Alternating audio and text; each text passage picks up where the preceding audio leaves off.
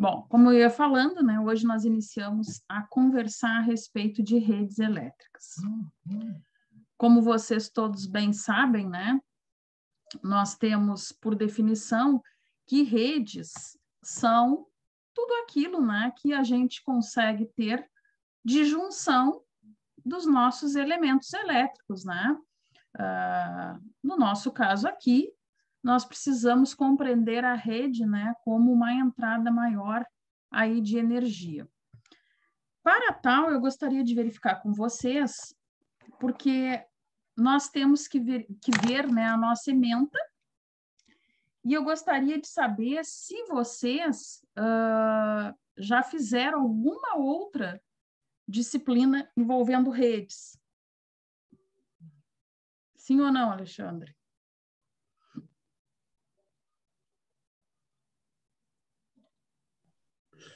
Eu entrei no andamento do curso. Não sei se os guri viram. Os mais antigos aí do curso. Viram ou não?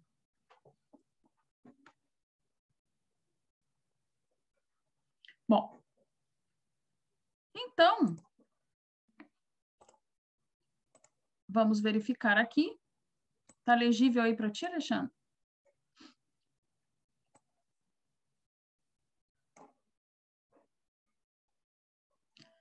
Qual vai ser o nosso objetivo, né, da disciplina?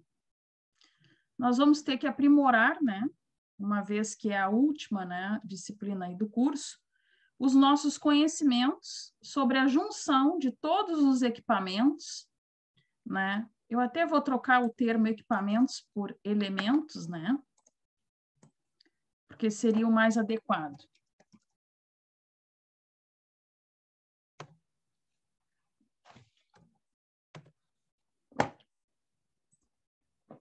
Transformadores, condutores, postes, né, equipamentos aí de proteção, cálculos de queda de tensão, que nós já conversamos, né, em outros momentos aqui, a tração, né, dos condutores e a escolha de estruturas, né, e de chaves aí de alta tensão. Esse é o objetivo da disciplina.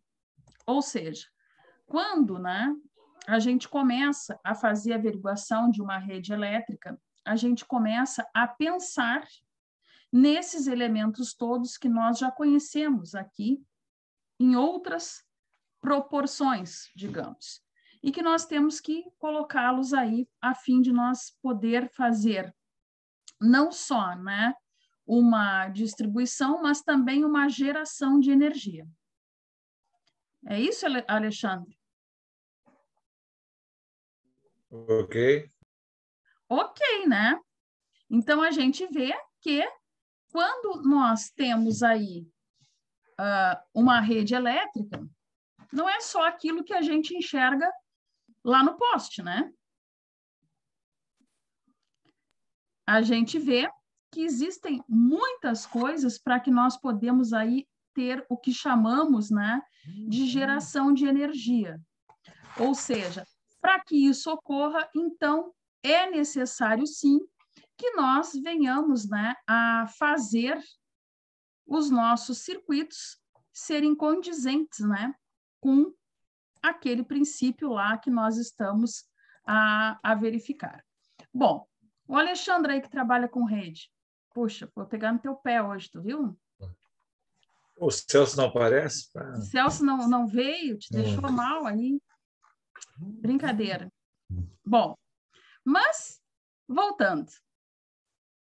Conforme eu dizia, né, quando a gente fala de redes, nós não podemos só imaginar aquilo que está chegando ali de forma direta, né, na nossa casa.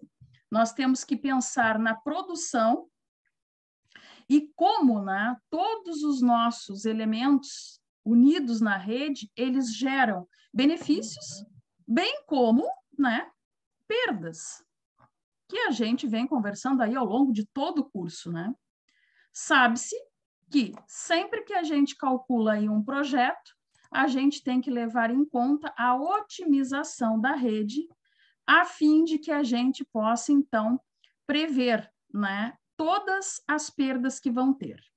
Por isso, né, que eu dizia ali para vocês que nesse tipo, né, De conceito, nós temos que ver tudo de uma maneira muito otimizada e muito objetiva. Ou seja, nós precisamos entender tudo que nós teremos aí de queda de tensão.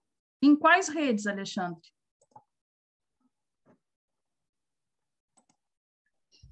Tanto na média tensão, né, quanto na baixa tensão. Correto. Então, a gente precisa verificar que as redes nós vamos ter de alta tensão, de média tensão, e nós vamos ter também as redes de transmissão. E quais outras redes?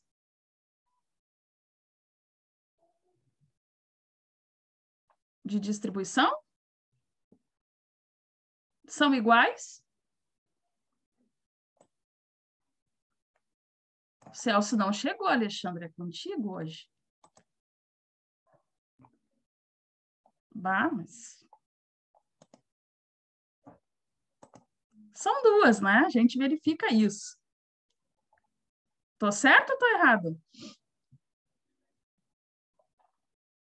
Tô certa, né? Pode dizer que não, não tem problema. Bom, então é isso, gente. Nós precisamos fazer todo esse aparato, não importa de qual rede nós estamos falando. A rede tem que ser aí funcional, tem que abranger o projeto, ela tem que ser sustentável, né? E ela tem que ter todos os mecanismos aí, né, de proteção que nós teríamos, né, em outros tipos de redes, muito mais nessas, né, a fim de que ela tenha aí uma eficácia, né, uma eficiência. Então, no nosso caso aqui, eu vou mostrar para vocês a nossa ementa, né, para a gente entender, além do nosso objetivo, que é este, né, que eu estou aqui exaustivamente repetindo, né, que nós temos que entender tudo isso que a gente já estudou de maneira aí correta dentro da rede, mas nós temos que saber, né, haver a rede em várias etapas. Lembro ali quando nós estávamos falando de comandos hidráulicos, né, de automação, o que nós vimos? Que nós tínhamos lá redes de distribuição, né, também, a de alimentação, e nós tínhamos lá os bicos, né, que seriam lá aqueles consumidores. Então, a nossa ementa prevê isso aí. Prevê que a gente entenda o sistema de energia elétrica. Aí eu coloquei aqui, né, para quem quiser fazer leituras, enfim. Nós vamos entender as considerações, né, dos componentes e subcomponentes, transmissão, subtransmissão e a distribuição. O que seria aí um componente e um subcomponente?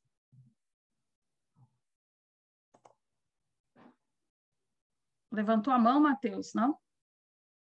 Ah, tá, pensei que era para falar, desculpa. E aí, Alexandre? O Celso te judiou hoje, né? Não veio?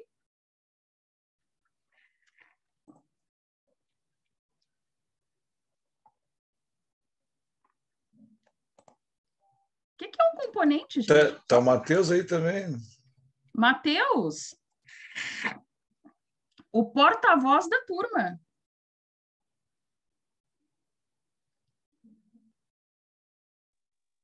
Não, eu cheguei agora, estou pegando o fio da meada ainda, Alexandre. Tá, mas por componente, favor, gente. Oi? Componente deve ser os equipamentos que compõem a linha. Exato, né? Nós temos aí os nossos equipamentos que compõem a linha. Posso dizer que um transformador é um componente?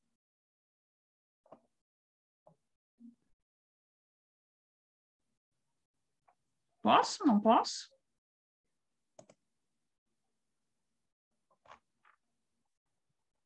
E aí, Cristiano?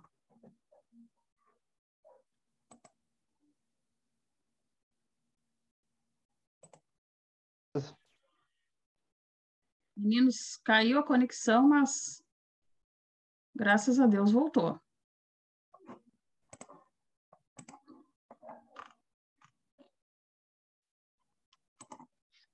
Bom, o Cristiano dizia que um componente... Que um componente é o quê? Agora já era. Da internet me ajudou aí, travou tudo. Já foi. Já foi? Eu falei. Que ouviu. Bom. Não, eu acho que componente deve ser os equipamentos que compõem a linha. Correto, os equipamentos que compõem a linha. E os subcomponentes?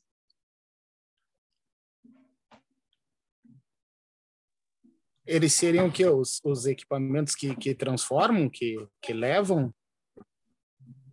Quem? O sub? Isso. Por exemplo, vamos lá. Vamos raciocinar a nossa linha. Tipo, um transformador rebaixador seria um subcomponente ou seria um componente nesse caso? Não, o transformador como um todo é um componente da minha linha. Beleza? Mas, por exemplo, um fusível.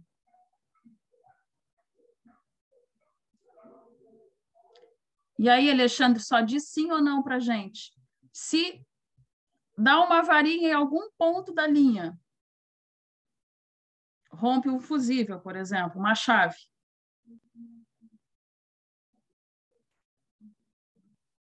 Se funciona outra etapa da linha, significa que aquela distribuição daquela rua, por exemplo, tinha elementos que são considerados subcomponentes, né? Diz, tipo, tem um alimentador que tem as derivações, as seletividades. Isso aí. Uma ramificação para uma outra rua, uma rede Isso secundária. Aí. Isso aí. Então, aqui na ementa, né, quando a gente subdivide, né, o nosso sistema de energia elétrica, né, em componentes e subcomponentes, a gente está averiguando que nós temos ali o que é essencial, né, para a linha funcionar, e vamos ter outras situações, né, outras coisas anexadas a essas linhas que vão dar uma eficiência, né, na linha e uma proteção, quem sabe, à linha. Por exemplo, voltando lá à automação, né, que nós estávamos aí com fresquinho aí na cabeça, né? Quando nós tínhamos lá o nosso compressor, em seguida, né, dele nós tínhamos um secador, aí válvulas, um filtro, né, acoplado, e acoplado ao filtro um dreno. Bom, o que a gente entende disso, né, para botar aqui na nossa situação desses elementos? Que o filtro é essencial. Mas eu colocar um dreno manual automático é um subcomponente, é algo que otimiza a minha linha e me dá condicionantes, né, de mais segurança da linha, do usuário, sempre, né, e do equipamento, ou seja, do contexto geral. Então, é isso, né? Quando a gente está aí compreendendo a linha, a gente compreende, né, essas subdivisões. O que mais a gente tem que entender aqui na disciplina, né, ao longo desses dias? Que assim como nós temos os sistemas de energia elétrica, né, que seriam todos esses componentes, desde a transmissão, subtransmissão e distribuição, nós vamos entender que a transmissão dentro da transmissão de energia elétrica, né, nós vamos ter regulagem, rendimento, indutância e capacitância nas linhas, corrente de carga, efeito corona, dimensionamento elétrico, proteção das linhas de descargas estáticas. Poxa, aqui nós temos muita coisa para conversar, né, nesse primeiro instante, para depois averiguarmos de uma maneira mais contundente. Primeiro, por que é importante a regulagem e o rendimento?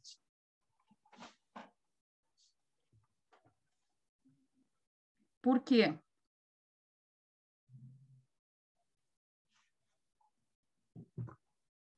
Regulagem, acho que para dar uma qualidade melhor no final lá do ciclo, para o consumidor final, né? Acredito eu. Ok, nós temos que compreender, né, que não importa o estágio que nós estejamos aí dentro de toda a linha, nós temos que garantir que ela saia certa, né? Ou seja, desde lá na transmissão, né, onde é feita a geração da energia, nós precisamos a garantia disso até chegar ao consumidor final, que nem o Alexandre está dizendo. A questão do rendimento é importante porque, por exemplo, quando nós temos lá uma rede de média tensão, já conversamos isso até em automação, né? A ideia que a gente tem, que vem a transmissão, rebaixe isso para uma média tensão, normalmente aí em vias, né, consideradas aí arteriais, né? Correto?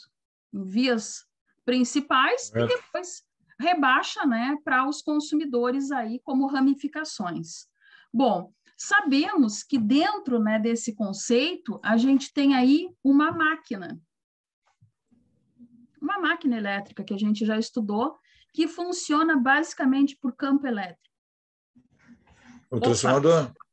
Um transformador. Esse transformador, ele, quando a gente pensa em regulagem, né, não é só na questão mecânica, né, mas a gente pensa, primeiramente, que ele precisa atender ao consumo, não podemos ter um transformador aquém, e também vimos que ele tem que ter todos os elementos aí, né, que compõem a segurança do nosso sistema, né, acoplados nele. E, fundamentalmente, por ser uma máquina, temos o rendimento. O que significa rendimento para nós, quando falamos rendimento?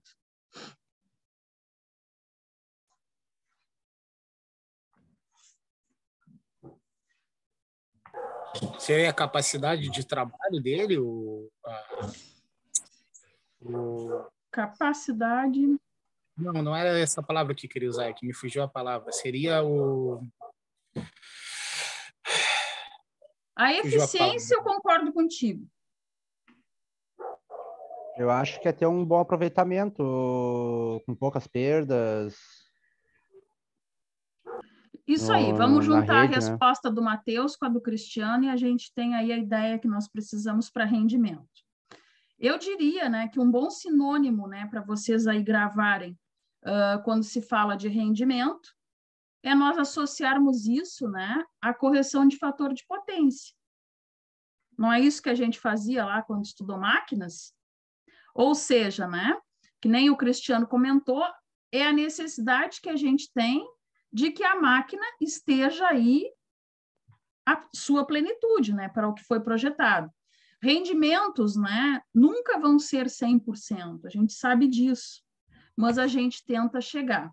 Então, quando nós estamos aí considerando as nossas linhas, não importa o estágio da linha, façam a analogia mais próxima de vocês aí. Assim como nós pegávamos lá o compressor ideal para uso, para o local, né, para a situação que a gente necessitava para fazer uma armazenagem de energia, aqui também. Aqui nós temos que iniciar, né, com o nosso transformador ideal, ou seja, com rendimento, nunca vai ser 100%, mas ele tem que ir lá fechar na conta, né, próximo a isso. Bom, por que isso? Porque essas linhas, a gente também já falou, são linhas aí que são geradoras de indutância. O que é indutância numa linha?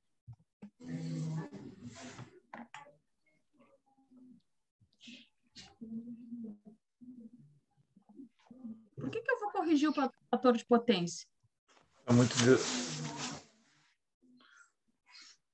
Indutância quando tem muitos...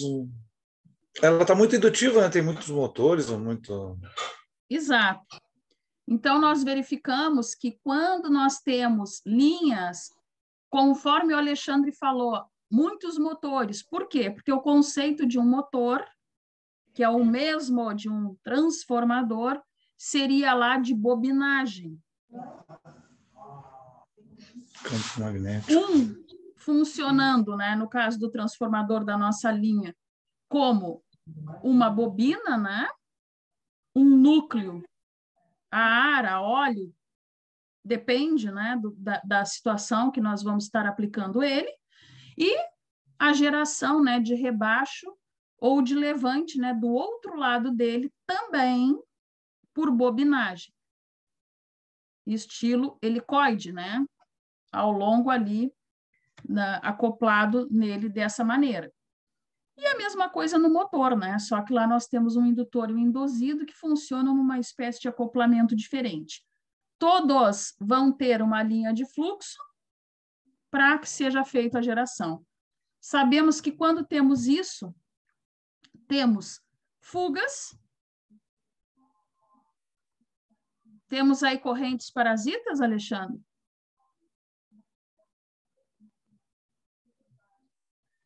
Sim, não? Sim, temos.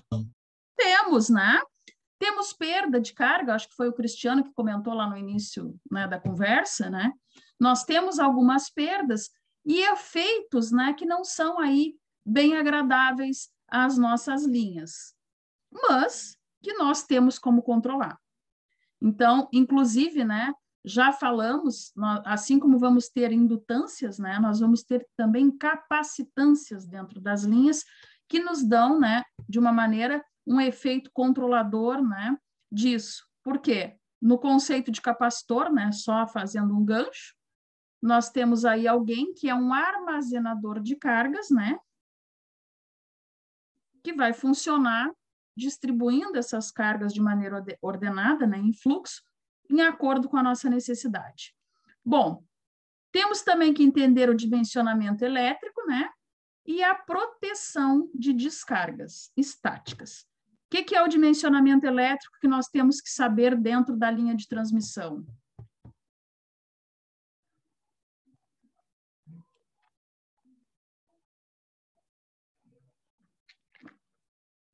Vamos relembrar, para amanhã a gente entrar afiado. Quando vocês fizeram lá projeto, né? Projeto elétrico, acho que foi com a Alice, né? Vocês verificavam o quê? Bom, a minha residência tem... Pode falar, Matheus. O dimensionamento seria para te ver qual é o condutor que tu vai usar, qual é o dispositivo de segurança, no caso da rede da predial. Eu acredito que o dimensionamento em linhas tu deve ser a linha correta para se usar, o transformador correto, que vai ser o dispositivo, as chaves, né, que tu vai usar, que seriam as chaves de acho que eu não sei o termo técnico certinho, acho que o Alexandre pode me ajudar ali, os fusíveis, né, que chama, né, que faz o contato, A né, chave Alexandre? seccionadora. Correto. Obrigado, Cristiano. Eu não me lembrava o nome. Eu acredito que seja isso aí, que para isso que tu dimensiona a linha, né? Tu dimensiona as linhas. Não sei se é isso, se eu falei certo. Eu estou indo para projetos, né? Para projetos tu dimensiona para isso. Mas quando eu falei projetos, era justamente para vocês lembrarem disso. Quando vocês faziam projetos... Para te ver o fator de queda de tensão, né? A proteção, disjuntor dentro da subestação. Né? Isso tudo que vai pertinente. Tudo que é pertinente, né, a eu chegar à conclusão de quanto é o meu cabo, né, na minha linha. Assim como no projeto elétrico de uma residência, eu entendo o que eu tenho de demanda. Com isso, eu vou lá nas tabelas, né, faço o dimensionamento do cabo, vejo, né, o que ele precisa ter de isolante, a gente faz todo o dimensionamento, inclusive da proteção e da garantia que vai passar a corrente necessária, né, que vai ser ali a alimentadora, né, do nosso circuito. Conforme o Matheus, né, e o Cristiano e o Alexandre complementaram, corretamente é isso. Nós precisamos entender, bom, para mim alimentar esse setor, trazer energia para essa região, eu preciso de tais circunstâncias. A tensão que vai levar para poder transmitir. Eu vou, tipo, Santa Vitória para cá, vem 525 kV. Aí eles elevam a tensão para diminuir a corrente, de 11. E porque tem os cabos das torres, eles vêm tipo 4 cabos para alimentar cada fase. Mas se fosse uma tensão menor, tipo, as redes que tinham antes era 138 kV. Aí seriam, no caso, essas redes novas pode ter um poder de alimentação bem maior, né, do que era antigamente. Sim. Devido a essa elevação de tensão, né, que eles fazem lá na geração. Aonde? Lá em Santa Tipo, nas Vitória. eólicas lá. Isso. Tá. O que o Alexandre está nos dizendo?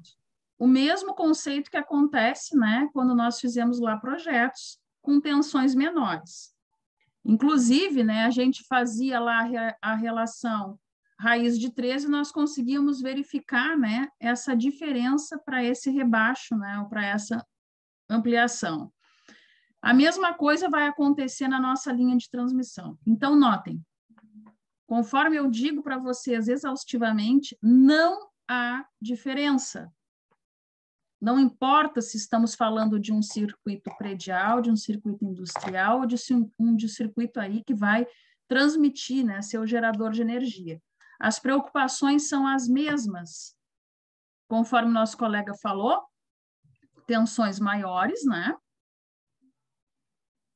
Correntes pequenas, ele ainda citou a lei de Ohm. Por que tem que ser isso? Por que ele frisou isso, né? Eu não sei se foi nesse sentido que ele pensou, mas por que essa tensão tem que vir assim? O que representa isso na linha, Alexandre? Até porque tem perdas até pela distância, né? A distância o comprimento da rede, né? E aí Correto. é para tentar compensar. Né? Existe, então, o fator de compensação dessas perdas, e sabemos, né, que nós temos que estar protegidos, né, de descargas estáticas, que era o próximo item que eu falei aqui depois do nosso dimensionamento. O que é uma descarga estática? E quem é que proporciona essa descarga estática?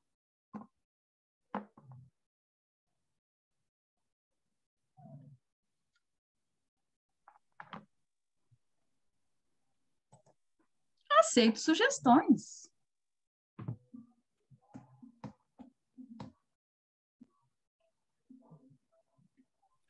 O atrito, nesse caso? Gente, quando nós temos aí uma descarga elétrica, quem é? O choque, vamos falar assim, num termo mais próximo aqui a gente. Como é que é medido? Vocês viram já isso no curso. Como é que é medido, né, o choque?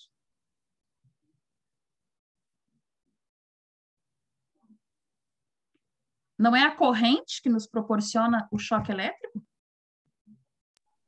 É em amperes, né?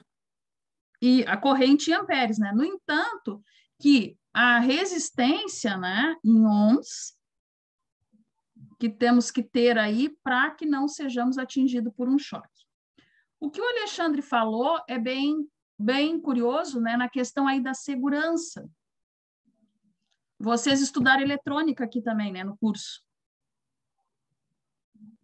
Não sei se quando vira eletrônica analógica, lá, né, aquelas televisões antigas que tinham toda aquela carcaça, né, um tubo, aquele tubo ali, nós temos alta tensão, por incrível que pareça. Igual nós temos aí numa rede. No entanto, a alta tensão que tem ali, aliada a todos os componentes, claro que depois ela vai ser rebaixada, né, até para se tornar contínua, né, e não ficar alternada. A corrente passante ali é ínfima, pelos elementos que fazem ali resistência àquele circuito, o que não, então, não possibilita grandes choques, né? Eu lembro que quando eu estudei, que víamos, né, esse tipo de televisores, né, esses equipamentos aí, tinha lá, né, não sei se o professor mostrou para vocês, as chupetas, né, que chamavam, que eram conectadas ao tubo. Aquele tubo, né, da tela ali atrás tinha, parecia uma chupeta mesmo, né, emborrachada, aonde, quando tu abria a carcaça do televisor, pegava-se uma chave de fenda e conectava-se ali e saía um faiscamento. Bom, depois daquilo, podia se mexer ali nas placas, né? Trocar algum componente, fazer as medições aí com multímetro, né? E averiguar em qual setor ali das placas estaria a avaria, né? Em algum componente. Mas depois disso se fazia. Por quê? Por causa do risco de choque. Então, esse sistema aqui, trazendo para nosso assunto, né? Nós temos que ter aí proteção na linha, né, de descargas estáticas. Ou seja, algo estático, algo parado. Mas assim como no tubo da TV, que eu estou citando o exemplo para vocês, nós tínhamos esse procedimento, porque senão ia se sentir um choque, né, circulando, a mesma coisa nós precisamos averiguar. Correto? Quando tem temporais, a gente já falou aqui, né? A concessionária sempre alerta, jamais ficar em locais inseguros. Se estivermos na rua, dentro do carro, de que jeito tem que ficar aí?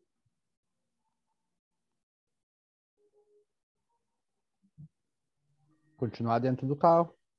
Continuar dentro do carro. Posso abrir o vidro? Não. Nunca. Não.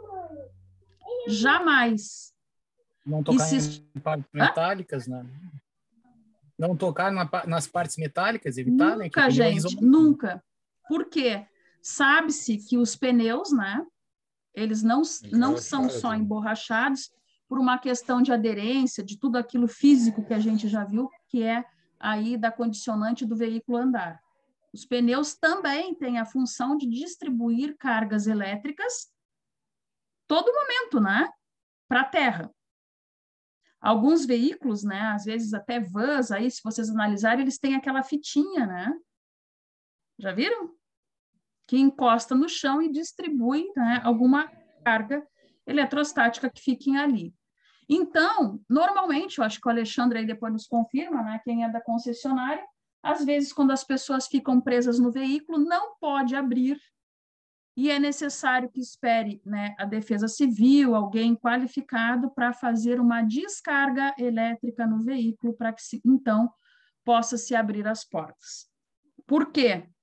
O veículo fechado é o princípio da gaiola de Faraday, que vocês devem ter visto aí, lá, acredito eu, em análise eletrônica, em algum momento desse, que é quando a gente fica blindado, né, de qualquer evento, né, de cargas ali que possam se propagar.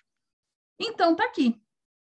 Esse vai ser o motivo, né, que nós vamos ter que entender a nossa linha, o dimensionamento correto dela. Quando eu falo dimensionamento, eu estou falando da parte metálica que tem dentro do meu cabo e de todas as camadas de isolante. Da onde vem esse conceito? Tabela periódica, quando estudaram lá projetos que verificaram que na tabela periódica, assim como na linha pneumática, nós temos aqueles elementos químicos que nos remetem, né, a fluidos gasosos e hidráulicos. No sistema de eletricidade, nós temos também elementos que são considerados metais, né, altamente condutores, semimetais, que são aqueles, né, que funcionam conforme a nosso querer, né, mais aplicado aí à eletrônica, né, essa outra linha, e os isolantes, que são aí para cabeamentos, né, proteção aí dos cabos. Tudo isso porque sabemos que vai existir as perdas, que nem o Alexandre falou, as fugas, né, e as correntes aí parasitas, até mesmo aquelas geradas pelo campo, né, que elas têm ali próximo. Numa rede, Alexandre, tu pode mudar a distância entre os fios? Tem que obedecer uma distância de segurança também, né? Uma distância de segurança. Nunca vai ser trocado. Quem determina isso? Eu, Alexandre, Matheus, vocês? Não. As normas. Aonde a gente vai projetar isso? Lá no projeto ainda, né? É averiguado e para cada rede nós vamos ter aí as distâncias de segurança de segurança admissíveis, né? A nossa rede, que vai nos permitir, então, que o técnico chegue lá e com muita tranquilidade, né, trabalhe nesse tipo de rede sem aí grandes consequências de segurança. O que mais nós temos que verificar? Temos que verificar a linha de distribuição, né, da energia elétrica. O que vai ser essa linha aí? Vai ser todos os componentes, né, a demanda máxima, a média e a diversificada. Bom, pode ficar aqui a dúvida, máxima, média, diversificada, tá? Mas por quê? Mas quando a gente está aqui falando de demanda, a gente já sabe que está nos dizendo que é a potência que isso tem que ter, né? Para que a gente não tenha nenhuma avaria. Sabemos que, lá de projeto também, nós tínhamos os valores, né?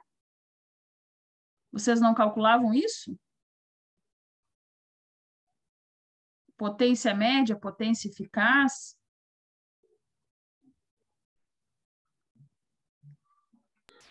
Sim, sim. Sim. Olha, o Matheus me assustou. Ele fez cara de quem pensou, ixi, não vi isso. Mas sim, o que era isso? Nos mostrava, né, o quanto nós estávamos defasados, né? Com isso, nós conseguíamos também saber a frequência da nossa linha. Por que era importante a gente fazer isso e determinar a frequência?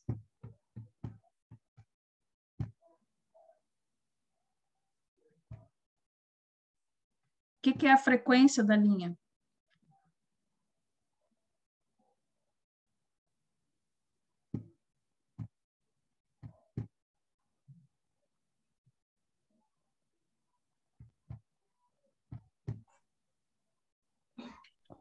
Frequência é a onda, né? A onda. Ou seja, sempre lá em cálculos, né, bem no início, né, quando a gente faz análise de circuito, a gente entende que é necessário fazer o cálculo, né, dos valores médios, eficazes, enfim, conforme já conversamos, e determinamos o ciclo e o período. Lembram o cálculo do período? E a frequência era quantas vezes essa onda completava um ciclo em segundos. Então, aí o Alexandre vai me ajudar de novo. Para nós, no Brasil, quanto é a nossa frequência? 60 Hz. 60 Hz. Outros lugares são 50 Hz. Isso, para os nossos irmãos, né? Irmãos iguais. Aqui, 50 Hz. O que significa isso? Vai até o máximo, vai até o mínimo, 60 vezes por segundo. Exatamente. Então, os equipamentos, né, sempre mostram. Quando nós vamos lá no Uruguai, não sei se vocês têm o hábito, né? Mas muitas vezes vem equipamentos, né, que nós compramos aí até do comércio secundário, né, que são do Uruguai, né, ou de Rio Branco, né, esses nossos fronteiras que nós temos aqui, nessa nossa região sul, nós verificamos que diz ali 50 Hz. Funciona o equipamento? Funciona, mas tipo um relógio, ele vai, tipo aqueles rádio relógio, ele vai alterar a hora, né? Não vai ser preciso, né? Porque a frequência vai estar errada. As jarras elétricas, a gente usa um mês e compra outra, né? Por quê? Porque nós estamos trabalhando em um ciclo e o nosso equipamento é projetado para outro ciclo. A quem? Então, numa analogia meio grotesca, vamos dizer assim, é que nem quando nós temos lá uma lâmpada 220 ligada em 110. Funciona? Funciona. com perda energética. Porém, ao contrário, queima, né? Então, tudo isso, né, tem a lógica, né, física, né, dessa questão aí das frequências e do que a gente tem que entender, né, que nós temos que conhecer a demanda, né, que nós temos e saber o quanto ela pode variar. Mesmo, né, quando ela atingir o mínimo, ela tem que ser capaz de entregar uma carga aí convincente, né? Por exemplo, voltando aí a temporais, a situações aí de risco. Muito comum a falta de energia elétrica, né? É só porque cai poste, porque acontece avarias, Alexandre? Não, pode ser por descargas atmosféricas que atingem a rede e as proteções atuam, né? Perfeito. As chaves fusíveis, como o Matheus falou, as Isso. proteções, né? São as proteções. O que acontece na prática? Nem sempre a concessionária foi lá e desligou porque quis. Ou então, nem sempre, né, caiu ou teve ali um dano, né, por raio. Não. Como o Alexandre está dizendo, né, acontece ali a proteção da rede. Ou seja, a rede verifica que está trabalhando a quem? A demanda está abaixo do mínimo. Então, é cortado a minha energia. Que nem o meu disjuntor na minha casa, né? Opa, deu alguma coisa que não tá legal. Ele cai.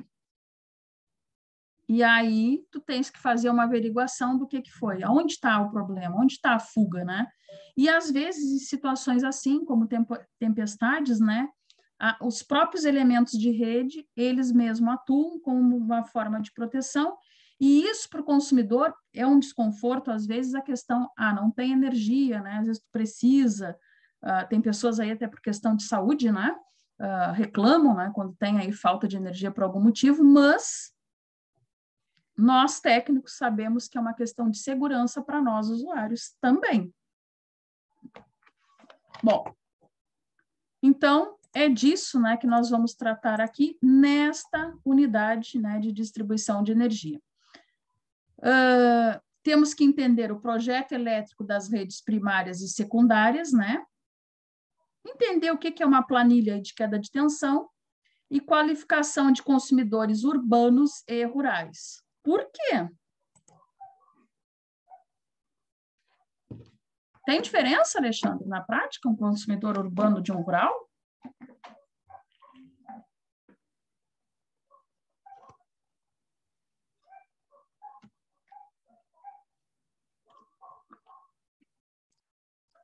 Está com o microfone desligado. A tarifa dele é diferenciada do rural para o urbano. Tem muitos por quê? rurais Porque tu anda mais, gasta mais gasolina para ir lá nele? Tem uns rurais que tem até transformador próprio ali, que atende só aquele consumidor. Mas não sei te precisar qual. Nós temos aqui uma ideia, né, de que realmente, muitas vezes, quando se trata de zona rural, as pessoas entregam, né, a rede para concessionária. Sabem disso, né? Em campo.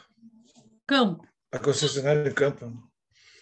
Isso, né? A pessoa vai lá, faz um loteamento, né, do seu campo, e a concessionária diz, olha, não temos verba para levar energia até esse local, a gente liga. Mas a gente liga um poste, né? Um medidor aqui, e tu vais ter que levar para distribuir para essas pessoas. Bom, claro que isso não é feito, né, de qualquer modo, existe sempre um projeto, né, alguém autorizando, alguém dizendo que está seguro, né, dentro do projeto e alguém fazendo análise da concessionária. As tarifas rurais, né, normalmente são mais baixas. Confere, Alexandre? Sim. Sim, por esse motivo, né? Porque normalmente tu não está ali pagando pela rede, a rede seria tua, né? Mas que tu entrega aí a concessionária uma vez ela estando segura, apta, né? Enfim. Bom, outra questão também que nós temos que verificar, as planilhas de queda de tensão. Quanto mais longe a distância, É mais queda, né? mais queda. Mais queda. Outra curiosidade que a gente vê também é a respeito da tensão que chega, né? Já se perguntaram por que nós aqui somos, na grande maioria, né, 127 volts? Pelotas, 220. Estou falando aí do consumidor final, né, gente? Zona rural de Rio Grande. Isso é uma convenção, né? Porque é aqui e capitais, né? No caso, Porto Alegre ali seria a capital, que é essa tensão mais baixa. Mono, né? Não, eu digo, mas de ser esse 127, porque seria muito melhor ter o mono ser 220, né? 220. Qualidade. Melhor, né? As pessoas aí têm aquela... melhora a eficiência aí dos chuveiros elétricos, né? De dispositivos elétricos aí de aquecimento, enfim. Como o Alexandre falou, é uma convenção, né? Certa vez eu assisti uma palestra, isso enquanto eu era estudante aí de eletro, onde o palestrante disse, né, que era um conceito bem antigo, mas que era um fundamento, né, que seria, então, destinados a cidades aí litorâneas, né?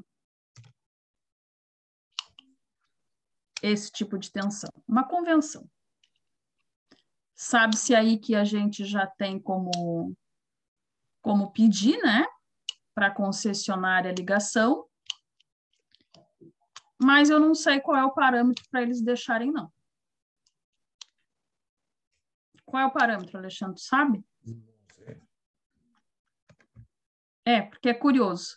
Eu digo porque na residência que eu moro, aqui, né, que é a zona rural, aqui na Quinta, eu pedi, né, o 220, aí a concessionária disse que não, que me ligaria um mono 127 volts, que é o que eu tenho até hoje. Só que eu tenho outra casa, do outro lado da estrada. Mesma mediação, com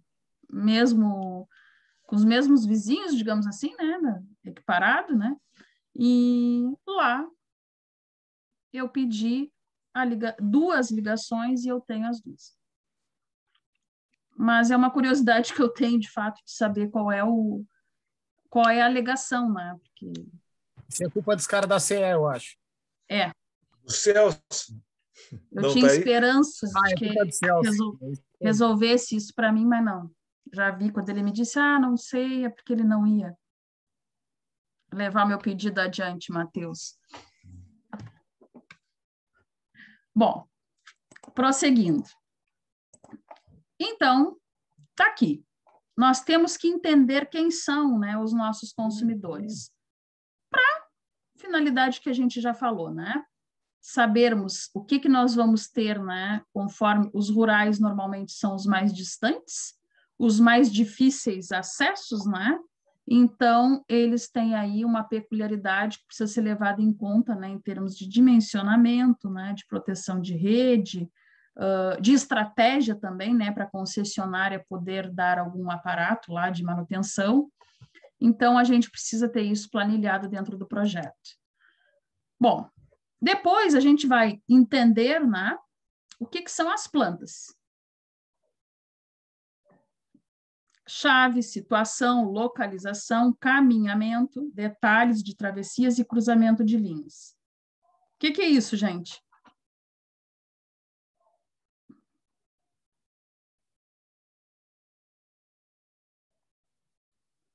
Vamos começar por partes, né, do começo. Sempre que a gente vai entregar uma planta, não importa se é para concessionária de luz, se é para concessionária de esgoto, né, e abastecimento de água, se é para a prefeitura, se é para os bombeiros, sempre nós temos que ter a planta de situação e localização. Vou voltar aqui para a tela. O que é a planta de situação e de localização? Do que se trata isso, quando eu digo que todos os órgãos exigem essa planta?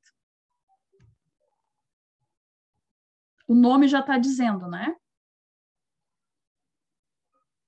Eu tenho que situar a região.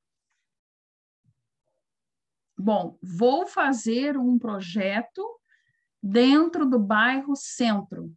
Tá, ok. Mas qual região do centro? Centro, próximo ao bairro Getúlio Vargas, por exemplo?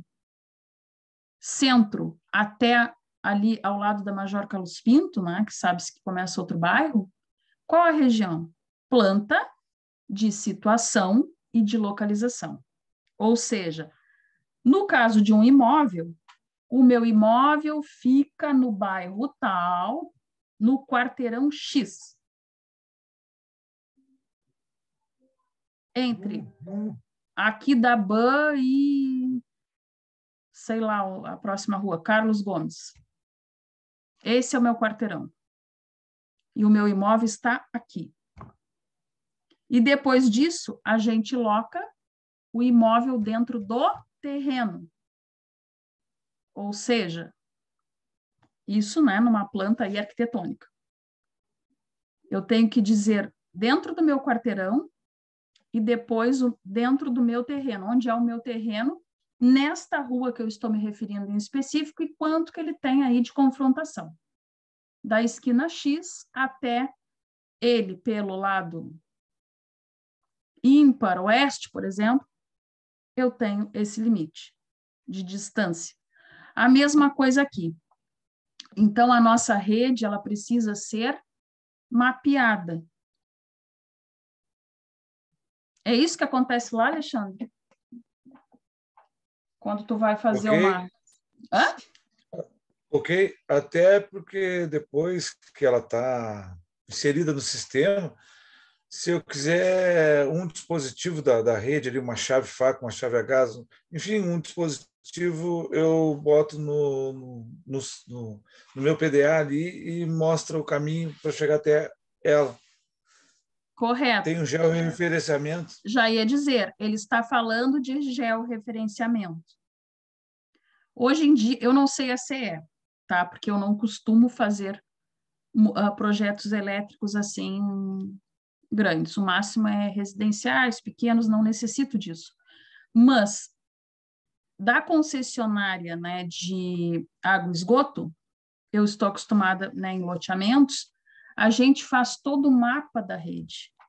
Ou seja, tu estás enterrando, né, tubo de esgoto, por exemplo, tubo de água, a topografia está lá do teu lado. E ele te diz exatamente a inclinação do teu tubo da rua 1 até a rua 2, por exemplo, o quanto de inclinação teve, né? E o quanto do pavimento acabado ela está em cada trecho. Isso chama-se georreferenciamento. Qualquer pessoa dentro do site consegue entender onde passa a adutora. Pô, isso é um grande avanço. Porque tu vais morar, comprasse um terreno numa determinada região, tu vais ver aonde te facilita, por exemplo, com respeito ao esgoto. Poxa, eu gostaria de fazer a minha garagem neste lado, né? Do lado direito do meu terreno. Aí alguém lá que está fazendo o projeto para ti vai na concessionária e diz assim, olha, eu não te aconselho. Ué, mas por quê? Não, porque a gente tem aqui, né, as tubulações passando pelo outro lado.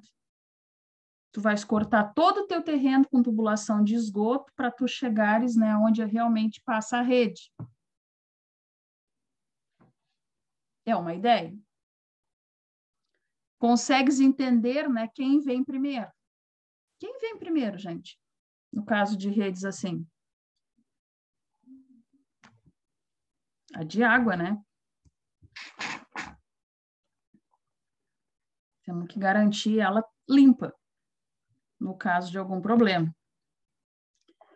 Então, é assim que é feito. E pelo que o Alexandre está me dizendo, isso existe também na concessionária de energia elétrica, né? O georreferenciamento da rede. Tu consegues entender se tu vais ter que usar, por exemplo, um poste convencional ou um poste daquele mais elevado, né? Um é 3 metros, né, Alexandre?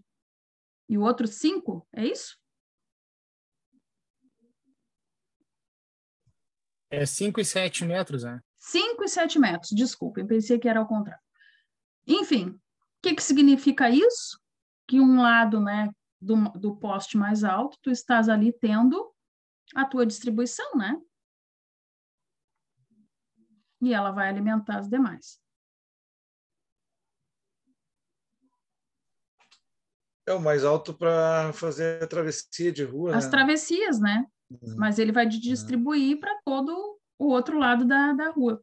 Então, eu lembro, né, que quando eu fiz uma ligação de energia, né, lá do outro lado que eu falei para vocês que eu tenho 220, eu levei a foto e a informação, né, para a atendente. Acho que naquela época, muitos anos atrás, não existia talvez isso ainda, tu dando o nome da região e a pessoa achando ali, porque eu levei a foto, né, com uma referência para que ela pudesse olhar ali nos mapas e então me dizer qual que eu tinha que comprar para poder fazer, para registrar o pedido. Então é assim, gente, nós vamos fazer, né, termos aí esses entendimentos. Está aqui, exatamente o que o Alexandre falou. Nós vamos entender aonde se situa a região das linhas, a localização, né, a situação delas, o caminho que ela percorre, né, e os detalhes dos cruzamentos e das travessias. Por que isso é importante, né, numa planta, num projeto? Por exemplo, numa esquina, qual é a característica, qual é o preceito que a gente tem para colocar um poste, por exemplo? O que se leva em conta, Alexandre? Posso colocar bem na esquina um poste de energia? Sim, não, por quê? Porque sim, porque não?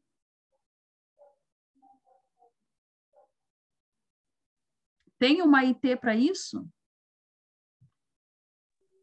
Eu acredito que deve ter deve ser tipo a NBR, né? Uma NBR ou uma NR, uma norma regulamentadora que Nós temos, vai te né, lá dizer. no site da concessionária, até já comentamos aqui, né, várias instruções técnicas para ele tipos de projeto. Para isso, tu precisa conhecer que rede tu está falando, quem é o teu consumidor, que lado ele fica da tua rua, se ele é uma travessia, né? E aonde ele está. Esse exemplo que eu dei para vocês de esquinas, não posso. Então, entra ali, né, no caminho do meu projeto. Por que eu não posso botar na ponta da esquina?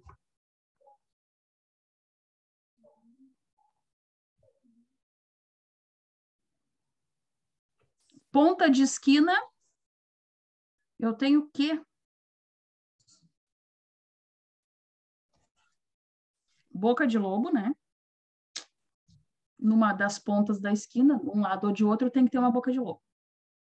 Normalmente. E tenho que ter agora a acessibilidade. Então, tá aqui, ó, o que eu quero que vocês entendam que precisa constar no projeto das redes. Da residência, a concessionária diz o quê? Que o poste tem que estar dentro do teu muro, com o aterramento feito na hora da instalação. Aterramento feito é a haste lá dentro, mostrado a ligação ali aparecendo, né, da haste ao poste e concretado em volta ali do aterramento. Se não tiver isso, eles vão embora. Te deixo mais 2, 3 dias sem luz. Né? Agora, Mas Não adianta nem ligar para o Celso. É, culpa deles aí, agora eu nem muito sabia. mais tempo, né? Gente, para nós consumidores, nós temos essas coisas a se preocupar, que é muito pouco num projeto que vocês vão fazer. Para uma linha, nós temos ali todo o caminho da linha, né? E entender o que é travessia, cruzamento, eu não posso ter. Existe um termo, né, quando a gente fala de plantas, que é aí que a gente vai ver depois, quando chegar esse momento, chamado compatibilização. O que significa isso? Que eu não posso achar que o meu projeto é soberano. Eu preciso levar em conta que o meu projeto de energia elétrica, né, da minha rede, por exemplo, né, tem que combinar lá com o projeto de urbanismo do Alexandre, que projetou a rua do loteamento, e que disse que, para mim, que aqui tem um raio, né, a ser cumprido da esquina, que é, por exemplo, a acessibilidade. O meu poste não pode estar, por exemplo, né, de uma linha, fora da área de serviço. Qual é a área de serviço da rua? A área da calçada ali, né? A área da calçada. Prefeitura de nossa cidade, não sei das outras, mas da nossa cidade, nós temos o projeto chamado Calçada Legal, onde nós temos uma área de serviço e uma área ali próprio para as pessoas transitarem. Quem determina, né, aonde começa o trânsito? Aquela piso, né? E depois, logo em seguida, o podotátil, que é para as pessoas com deficiência. Ou seja, o que eu quero dizer com isso? Em algumas regiões da cidade, quem vai fazer projeto de rede, né, quem vai auxiliar alguém a isso, né, ou fazer, vai ter que levar em conta essas determinantes. Vai ter que informar, né, aonde está localizado a sua linha, qual é o caminho. Por quê? Por causa desses detalhes que eu estou dizendo. Dentro da área de serviço, vai passar a concessionária de água e esgoto, que normalmente vai estar no perímetro ali da calçada, né? Por isso que a gente fala mal deles lá, né? Da outra concessionária, que dá um problema, eles quebram a calçada da gente, vão-se embora, leva 2 anos para botar de novo. Já estou denunciando, né? É isso aí. Por quê? Tudo isso, gente, porque a área de serviço tem que ficar ali. Por que tem que ficar ali? Porque eu quero? Não.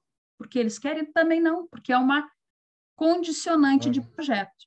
Para que as pessoas não tenham que fazer uma manutenção ou uma ligação e sair escavando a rua inteira. A gente tem que entender que nossos pontaletes de esgoto estão saindo no lado esquerdo ou direito do terreno, estão abaixo da minha rede de água, um determinado comprimento por norma, e o meu poste não pode estar grudado nisso.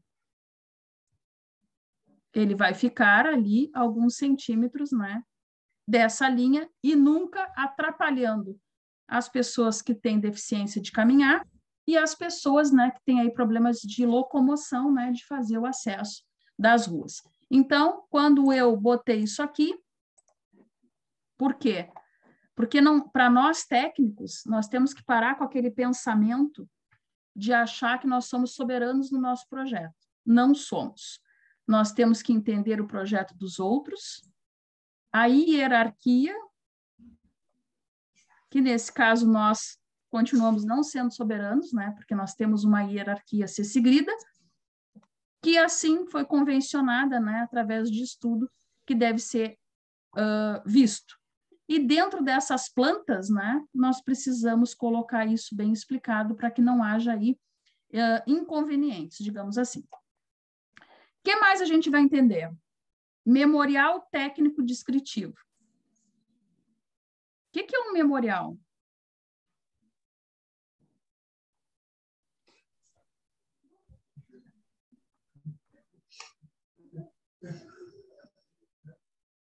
O Matheus está falando e está desligado, acho, o microfone dele. Desculpa. Acredito que seja tudo que está no teu projeto, na tua planta, né? É como a gente faz num projeto elétrico. A gente bota qual é o tipo de material do condutor, um exemplo, né? O projeto residencial, né? qual é o Exato. dispositivo que vai ser usado. Então, eu acredito que nesse caso de linhas vai ser até para, vai ser vai ser ali uma memória do memorial, acho que quer dizer, se referir a lembrar de tudo que tem naquele projeto, naquela planta. Exatamente. É isso aí, Matheus. Tudo que tiver na planta, tu vais ter que ter dentro do memorial descritivo, né?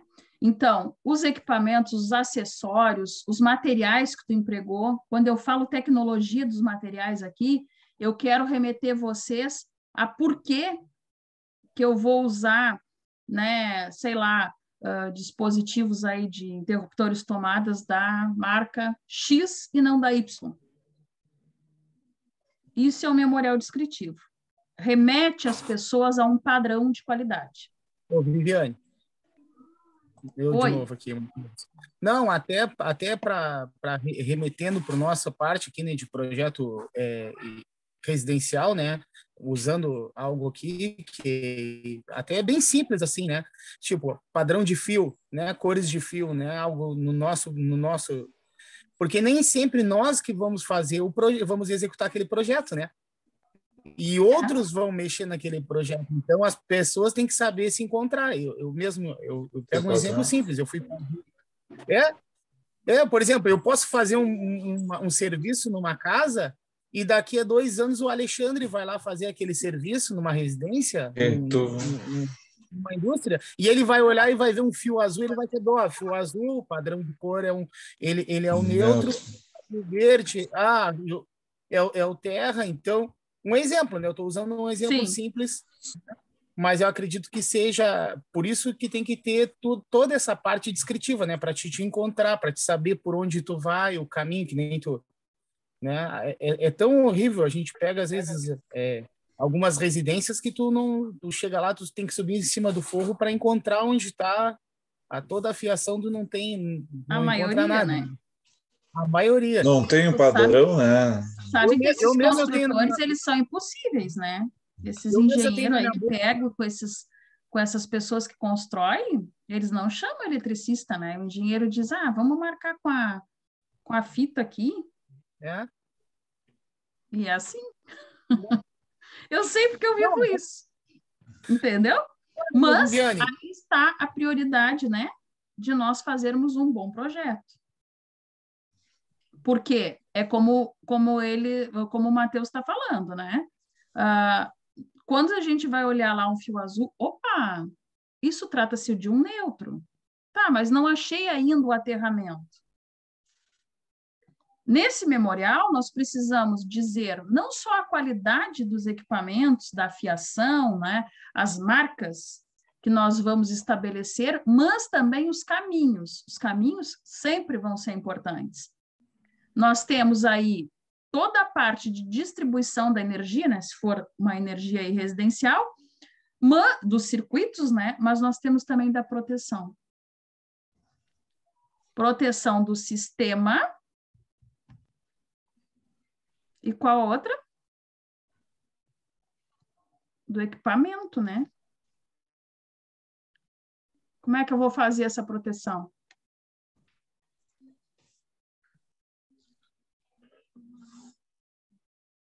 O que é a proteção do equipamento?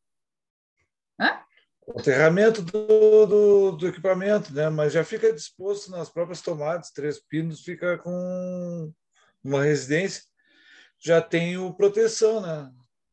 Mas normalmente não tem, né, Alexandre? Eu já ia dizer, tem a proteção ou não tem? É a real, né?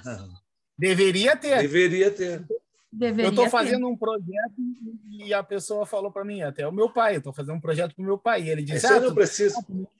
Tu não vai me salgar, ele disse para mim, tu não vai fazer eu gastar. Eu disse, não vou fazer do gastar, eu mexo com ele, tá? Quem é o eletrotécnico? Aí ele disse, é tu, então o projeto deixa comigo. E eu sei o que eu estou fazendo aqui, tu é o vendedor, meu pai é vendedor, eu mexo com ele, tu é o vendedor, tu sabe vender. E eu faço o projeto, né? Mas é importante.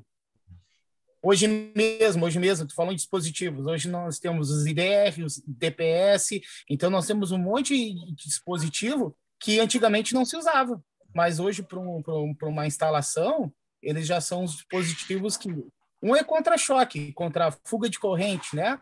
Os Isso. IDR é contra corrente. 5 Então, mA já desarma. os Corrente DPS, de fuga, né? caiu um raio lá né? Ele vai desarmar, ele vai proteger os teus equipamentos, que é o que a gente está falando, né? São dispositivos de proteção que protegem toda a tua porque rede. às vezes as pessoas não entendem questões básicas, né? Porque, que nem o Alexandre disse, já tem na tomada de 3 pinos, mas e aí? A pessoa colocou? Não raro, né? A gente vê, por exemplo, às vezes, fornos, né? Eles têm lá os 3 pinos, às vezes derrete a tomada. Tá, às vezes a tomada está mal dimensionada. Está fazendo um funcionamento de uma TUG e ela é uma TUI. Né? Tá no circuito errado onde a pessoa alocou, né, o equipamento. Mas, às vezes, houve alguma fuga também de energia e ele não estava protegido, né? E, às vezes, dá até avaria no equipamento. Aí não adianta, né, botar a culpa no teu circuito, né, em quem prestou o serviço para ti, que é esse caso que tu está falando aí do teu cliente.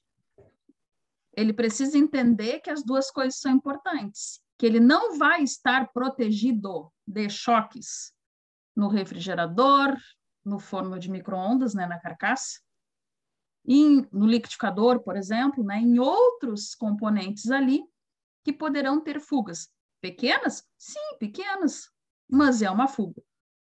E para pessoas aí com alguns problemas, né, de coração, por exemplo, né, quem tem esses estêndias, sabe-se, né, já vocês, né, aí já estudaram isso com outros professores, que tem controvérsias. Então, faz-se necessário, né, nós, projetistas, deixar isso bem elencado no projeto. O que a pessoa vai fazer, problema é da pessoa. Porém, o meu conselho é o seguinte: se tu vais fazer o projeto e a execução, faz o projeto como tem que ser. Mas tu queres que eu execute, mas tu queres que eu execute aquém do que está previsto no projeto? Não posso fazer, porque eu não tenho como te dar aí, no meu caso, né, uma RT, por exemplo, de uma execução errada. Então, a gente necessita, né, ter parâmetros até mesmo para se defender. O projeto é um bom parâmetro, né, onde mostra que a gente aplicou a técnica, aplicou o conhecimento, né, mas, claro, se a pessoa vai fazer isso, né, vai chamar o profissional que vai executar e resolver isso da maneira correta, vai caber aí as escolhas, né? Bom, tá aqui. Tudo isso tem que estar disposto, né, no memorial técnico descritivo. Os projetos de redes urbanas rurais, o traçado da rede, né? O caminho, né, que a gente já falou, a locação dos transformadores, porque sabemos, né, que eles vão estar lá na ponta da rede com a finalidade de alimentar, mas às vezes não vai ser suficiente, nós vamos ter que ter outros, né, para dar aporte, não é isso, Alexandre? Os nossos consumidores, né, as deflexões que nós vamos ter, compensações de esforços, né, os aterramentos, cercas, parreirais, tudo que tem aí ao longo da nossa rede, né, nós temos que documentar no projeto. Para que o técnico, né, quando chegue lá para fazer uma manutenção, uma ligação, né, não haja aí surpresas. Então, tudo isso tem que estar ali muito bem elencado, muito bem descrito, né, para que as pessoas consigam entender. Dentro do memorial descritivo, tem que ter ainda o método prático da obtenção das flechas dos cabos. O que é as flechas dos cabos, gente? O tracionamento deles. Não ficar muito esticado. Isso. Nós sabemos, tá, que os cabos, por um conceito físico, eles não têm como estar ali estaiados, né? Eles não podem funcionar como um estai, mas eles também não podem ser ali um gerador de flecha. Quando se fala de flecha, fisicamente falando, estamos falando, né, balanço que vai ficar na rede, ou seja, a tendência dos nossos postes fazerem isso. A flecha, né, é aquele que fica, né, ali na rede. Não podemos. Então, nós temos que ter ele na distância, desculpa, entre os postes ideal, nem para que não fiquem balançando a ponto de inclinar, né, os postes, e nem como funcionando aí como um style. Por que que eu digo isso? Porque nenhuma estrutura, gente, e aí não é só cabeamento, né, de rede elétrica, nenhuma estrutura pode ser rígida por completo. Já citei para vocês, nem me lembro em que situação, mas citei de edifícios. Ele é feito para oscilar. Tu sobe aí no arranha-céu, tu não sente, mas ele está oscilando lá no pátio do vizinho e é para ser assim. Porque se ele tiver uma rigidez, né, muito grande, ele vai romper. Não pode. Tu ia falar, Matheus? Temperatura também vai interferir, né? Porque Sim. quando ele sofre calor, até pela corrente, ele vai dilatar. Mas com dias mais frios e que a corrente seja baixa, ele Ele vai vai retrair. acionar. Aonde que tu vê isso em outros tipos de rede? Por exemplo, quando nós estudamos lá, os meninos, né, da mecânica, eles estudam, né, exatamente isso, para entender ensaios que eles fazem lá em laboratório de tração, de compressão, de ultrassom, né? Tem lá de soldas, por exemplo. Lá é muito comum a gente estudar a dilatação dos corpos, que é o que o Alexandre está dizendo. O que significa isso na prática? Um exemplo clássico, né, que nós temos aqui em Rio Grande, ao longo aí, principalmente da cidade, né, não nos bairros, são as vias férreas, né? Ali a modelagem mais aparente que a gente vê do processo de dilatação de corpos. Ou seja, como são dispostas aquelas linhas? Em cima de dormentes de madeira, que estão, né, normalmente aí em um combro de brita, né? Não é uma brita 2, é uma brita mais avantajada, né? Quase tipo tamanho aí de um rachão, mais ou menos. Por que isso? Para ficar bonito a rede, a via? Claro que não. Quando temos a distâncias calculadas, quem for lá se dar o trabalho um dia, né, vai pegar a trena e vai ver que são distanciadas, né, numa simetria. Dormentes ali, né, de concreto, madeira, e aí preso, né, a via férrea. Por que isso? Processo não só de atrito, que a gente já sabe que vai ter, né, da máquina em cima daquele trilho, mas também de distribuir a caloria, a dilatação. Lá na via é grudado? É reto aquele ferro de Rio Grande até Porto Alegre, sei lá eu, onde vai a linha?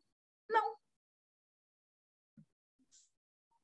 Temos lá dilatações bem grandes até.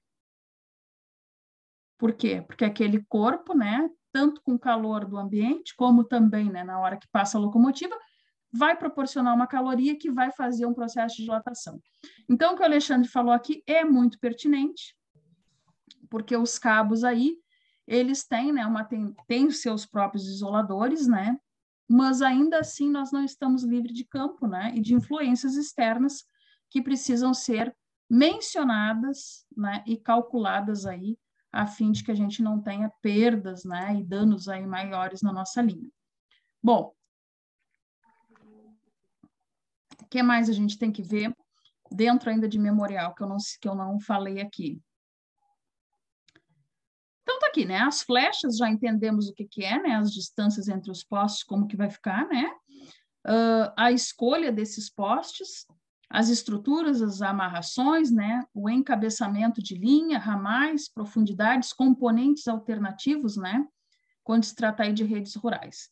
Tudo isso é assunto aí para um memorial descritivo, né? Para a gente dizer E, às vezes, até dentro de um memorial descritivo, a gente menciona ali, né, para aquele executor, fotos, né, coisas que já foram feitas, né, de maneira similar ali, para que a pessoa tenha uma ideia. Isso tudo é permitido mostrar, né, para ter uma ideia de como vai fazer. E aqui a bibliografia, né, que foi tirada aí, que vai ficar aqui no slide para vocês. Bom, aula 2, que estava aqui, comandos hidráulicos. Claro que não, né, gente? Querem voltar? Nunca.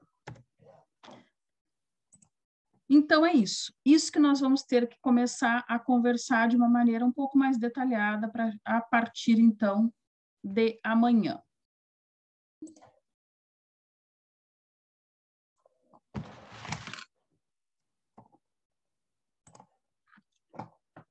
Então, vamos lá para a nossa digníssima chamada. O Alexandre está aí, né? Presente.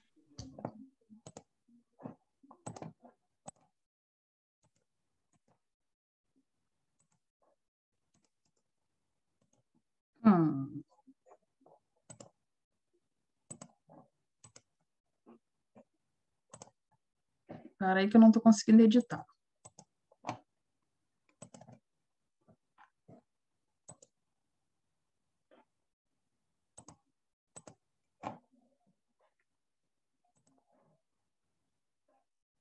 Ok, vamos ver. Alexandre, tá aí? Presente. Presente. Alexson? Não. Avner? Não. Carlos? Não. Celso? Christopher? Christopher?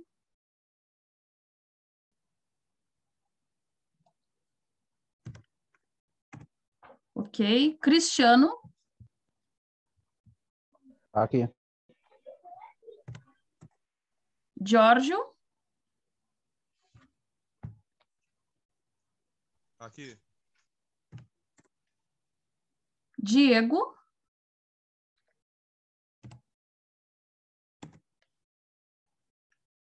Douglas?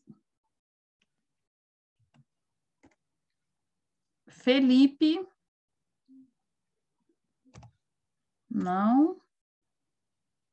Ismael? Israel? Também não. Leonardo? Também não. Lucas? Também não. Michael? Também não. Marcos? Não. Mateus dos Santos Pinho? Eu. Ali.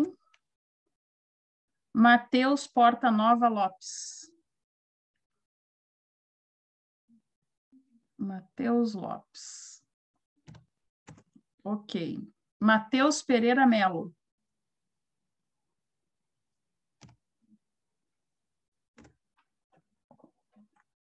Patrick.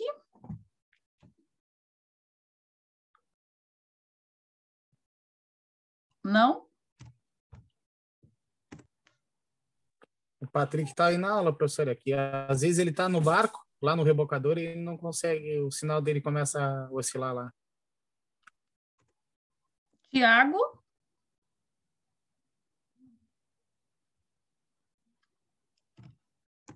Quem eu não vejo, quem não fala comigo, não está na aula. O outro Tiago, o Tarta, também não. Tiago Lopes. Presente, professor. Ah! Hoje tudo bem, né? Mas quem não interage não está na aula. Trabalhando, professor, aí fica, Tá fica ruim trabalhando? de estar. Ah, beleza. Wagner. Não? Tá. Então, tá aqui, gente. A chamada. Teve 2 alunos que eu já sei que estavam com problema na câmera, que me mandaram aqui. No chat, está tudo ok lá na chamada.